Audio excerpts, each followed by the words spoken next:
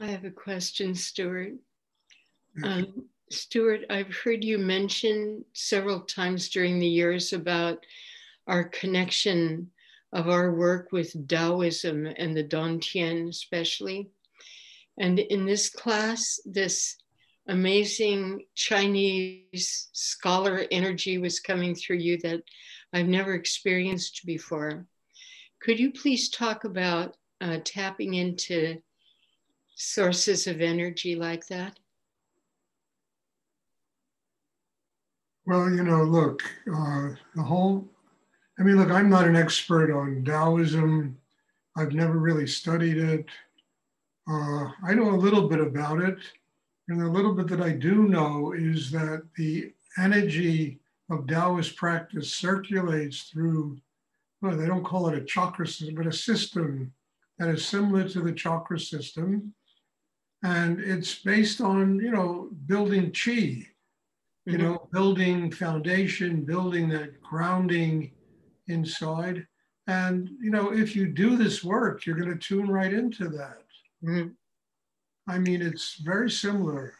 Mm-hmm. I've known Taoist masters, and when I listened to them talk, it was basically pretty close to what we practice.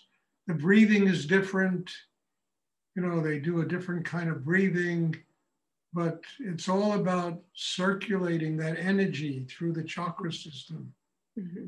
So look, this is about, Taoism is about as close to what Rudy developed as anything, although what he developed came out of ancient Hindu and Buddhist practices. It's very close to Taoism. That's so interesting. Thank you. Yeah, it's, look, ultimately, if you get back far enough, every religion, when you get into its mystical aspect, they're all the same. Mm-hmm. They're all the same. The whole, well, I don't want to get into Christianity. Anyway, it's all the same. Mm-hmm. You got to go far back enough to where people were doing a pure form of the religion. Yeah. Not with all the rules and regulations and dogma and who controls and popes and cardinals and et cetera, But you get back to, I guess, maybe, they used to call the Essenes, back really way back, time of Christ. The energy was probably very pure. And all the metaphors in Christianity are very similar to what we do. The resurrection, the Virgin Mary, giving birth to the Son of God. It's all basically metaphors in a way, and has exactly what we practice, we're all children of God. We all need to be resurrected. We all need to understand. You wind up in many ways, we're all, the Virgin Mary, we give birth to ourselves. We give birth to the child of God inside us. It depends upon how you see these things, I always saw them this way. I was never a deep believer in religion, and all the dogma that came with religion. But the things they spoke about and the books they wrote were completely fascinating because they're deeply spiritual and they're very much the nature of what we practice. That's wonderful. Thank you. You think we're all giving birth to ourselves. Yeah. It's the Immaculate Conception here going on in these meditation classes. It feels like we have to die many times and be reborn many times. Well, yeah. Every time you change, you go through death and rebirth. Mm-hmm. Anyway, it's, to me, it always was how you understood what these writers wrote about thousands of years ago, how deep one's consciousness went to be able to find the real meanings of what they were talking about. Mm-hmm. course, what they spoke about was extremely profound. Both the Old and New Testaments are very profound books. But I think both of those books are about each human being resurrecting himself, attaining a state of enlightenment. You know, goes from the Garden of Eden and total innocence through this book where, I mean, everything from Lot sleeping with his daughters to, you know, God knows what else takes place in that book, you know, Yeah. To ultimately the Messiah. Well, basically, it's like, you know, what goes on in the unconscious of every human being.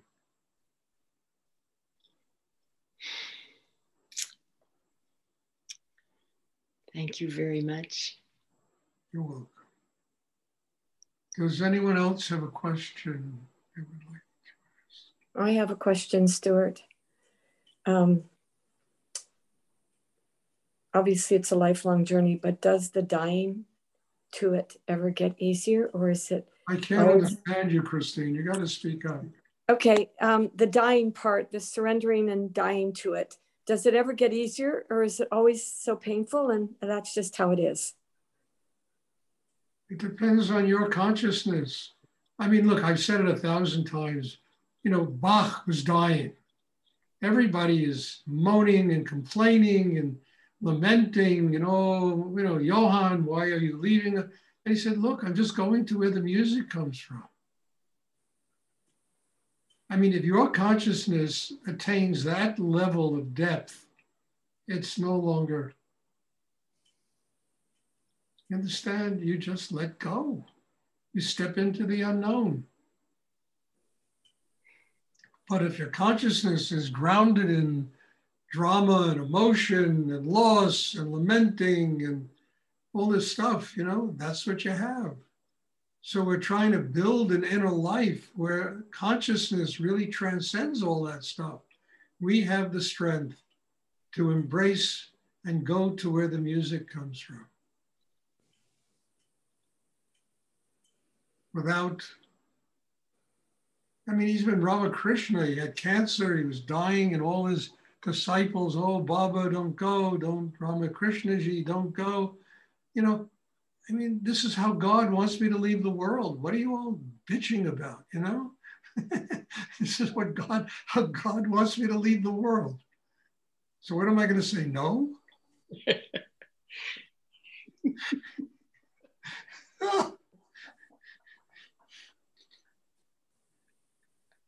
That's good. That's a good story.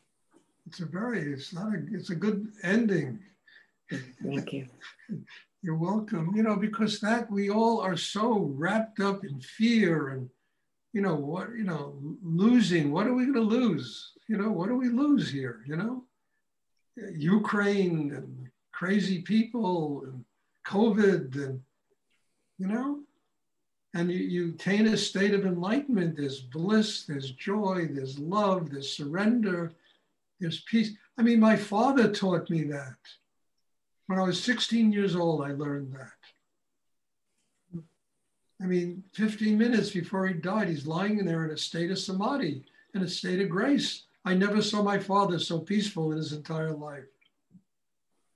And then his nurse said to me, well, to her experience, just before people die, they enter this state of serenity. And I said, why did he have to wait 49 years to attain that? You know? 15 minutes before he left the world.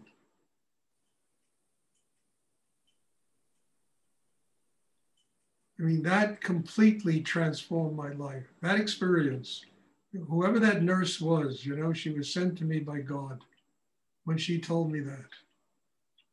Totally changed my life.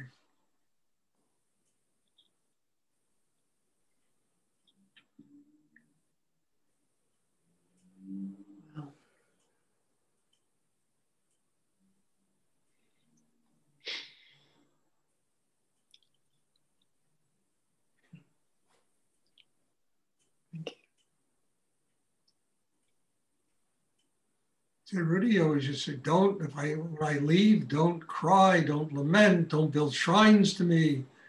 don't do any of this. Just learn what I have to teach. If you learn what I have to teach, you will keep me from having to come back to this place. That's what he told me.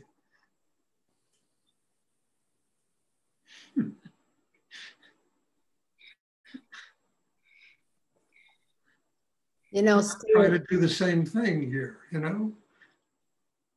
Yes. when my mom and her, shortly before she died, I told her that story about when Rudy said, when most people come in so sweet and babies, and when people are leaving and old, they're so bitter and angry and so a few days before, and she stopped and looked at me and giggled, but it resonated with her. And finally, those last few days, she became so sweet. She was so awful to her home attendant, and then she was like thanking her and became so sweet. And she left much sweeter. I think that the problem is that people live their entire lives being miserable and making everybody else miserable. I mean, I heard other stories about your mother and the difficulties you had with her. Why do they have to go through that? Yeah. Why can't they learn how to develop that serenity in themselves, when they're younger, so they can live their life that way? Yeah. I mean, I had the same thing. I told this story, but with Eleanor Olson, I'll never forget it. She was, she was lying in her bed. She was like 80 years old or something at the time, and she was curled up on, she used to be the curator of Tibetan art at the Newark Museum, and she really developed a whole interest in Tibetan art, first one in the United States. And she was a student of Rudy's, and she was a student of mine when I moved back to New York. And she came to me and told me that she has cancer, and serious cancer. So I started doing healing work with her, and the cancer went into complete remission. And anyway, about a year after it went into remission, she came to me and said, "Stuart, I don't have the strength to fight this battle anymore." She told me she wanted to die. So I said, "Okay, Eleanor, we'll change the practice." So instead of working to bring her back into the world, I started working to develop, to introduce her to the Bardo realm, that realm between, rebirth, between death and rebirth. And this went on for about 4 or 5 months. We did this practice. And, day before she died, I was in her bedroom, and I'm sitting there doing a very, very deep meditation.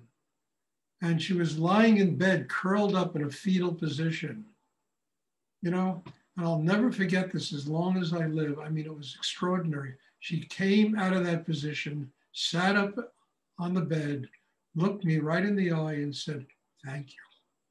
Went back into that position again. It's the last thing she ever said.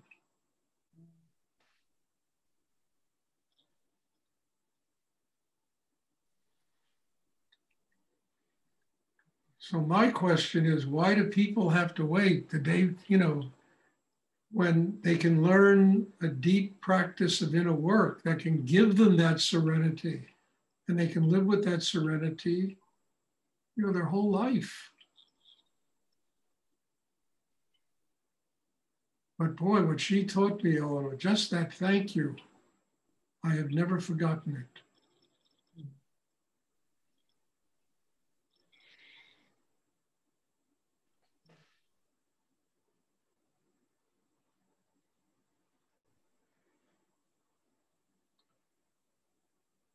Does anyone else have a question they would like to ask?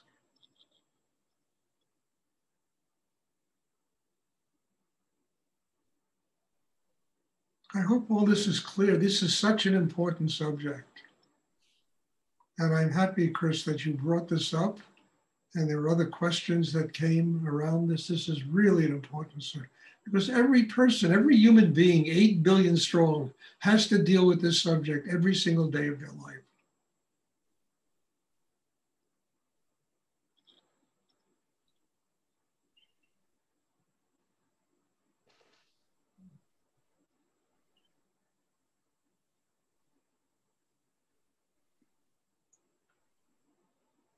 Okay, if there are no more questions, I'm really touched. You know, this has been amazing. And thank you and bless you all. And I don't understand why anyone would miss a class like that. But hey, what am I going to do? People have their choices and what they do with their lives, you know? But God bless you all and thank you. And I'm looking forward to class on Sunday. Have a great weekend, everybody. Mm-hmm. And also, just to find out, this retreat has gotten, there's 31 people signed up now to attend this. I was going to keep it at 25, but what am I going to do, you know? What am I going to do? It's going to be like an atomic bomb going off there, you know? I mean, it's really going to be something. So thank you, bless you all, and I'm looking forward to seeing you in a couple of days. Thank you. Stuart. Good night. Good night. Thank you.